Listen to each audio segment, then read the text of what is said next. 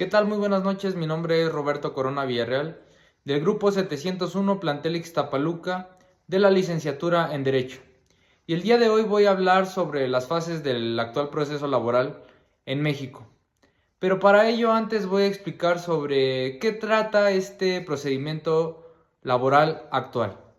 El actual proceso laboral en México se rige por la reforma del 2019 y se argumenta su contenido en la Ley Federal del Trabajo. Este sustituye las juntas de conciliación y arbitraje por los tribunales laborales del Poder Judicial, ya sea tribunales federales o locales.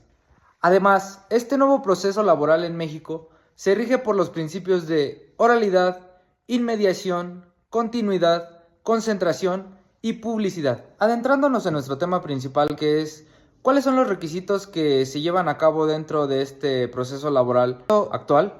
Este proceso como tal se caracteriza principalmente por tener dos fases dentro de él.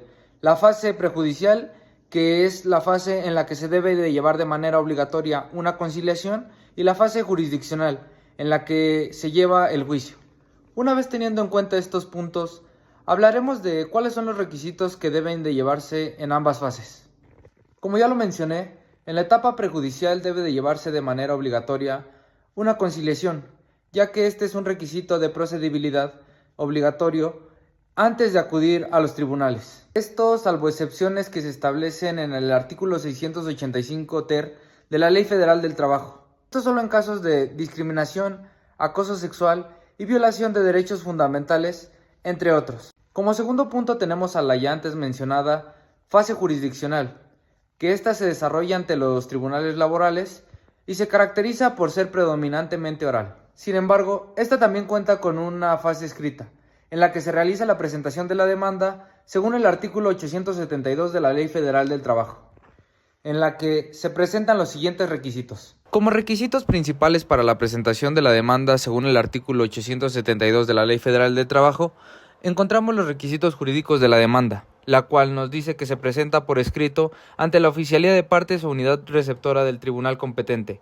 la cual debe contener tribunal ante el que se promueve, nombre, CURP, RFC y domicilio del actor. A su vez, también debe contener el nombre o denominación o razón social y el domicilio del demandado. También las prestaciones reclamadas, exposición clara y concisa de los hechos que motivan la demanda, pruebas que se ofrecen relacionadas con los hechos y acompañar la constancia de no conciliación, salvo excepciones, y los documentos que acrediten la personalidad. Dentro de esta fase, también encontramos la etapa de emplazamiento y contestación, en la que el tribunal, si la demanda cumple con todos los requisitos, emite el acuerdo de admisión y ordena el emplazamiento al demandado para que conteste en 15 días. Cabe recalcar que dentro de este plazo de 15 días, el demandado debe de contestar de manera escrita. Ahora, dentro de esta misma etapa, pasamos a los requisitos jurídicos de la contestación. Como tercer punto, encontramos a la réplica y contrarréplica, en la cual se permite a las partes realizar su contestación y reconvención de la contraparte. En el cuarto punto encontramos a la audiencia preliminar, artículo 883 de la Ley Federal del Trabajo, en la que es una audiencia oral que tiene por objeto los siguientes puntos.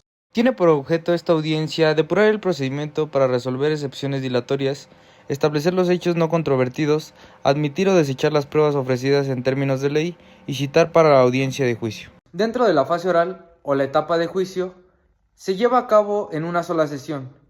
Esto, salvo que por naturaleza de las pruebas requiera más tiempo, bajo la inmediación del juez. En ella se procede a los siguientes dos puntos. El primero de ellos es el desahogo de las pruebas, en el que se reciben y desahogan las pruebas admitidas, ya sean testimoniales, periciales, documentales, etc., conforme a las reglas procesales. Y el segundo de ellos son los alegatos. Una vez concluido el desahogo de pruebas, se concede a las partes un breve tiempo para formular sus alegatos finales. Para finalizar este proceso, se realiza la sentencia, misma que tiene que ser obligatoriamente emitida por el juez, ya sea dentro de la audiencia o posterior a 5 días hábiles. En resumen, para finalizar este video pudimos observar que esta reforma en materia laboral del 2019 trajo cambios significativos para este procedimiento, ya que personalmente considero que con la implementación del sistema oral Ahora es más rápido desahogar todas aquellas pruebas que se presentan dentro de este juicio. A su vez, si bien conocemos que esta reforma, cuando fue presentada, se caracterizaba por buscar un procedimiento más rápido, esto comprueba que la implementación del sistema oral resulta más eficiente para este tipo de procedimientos.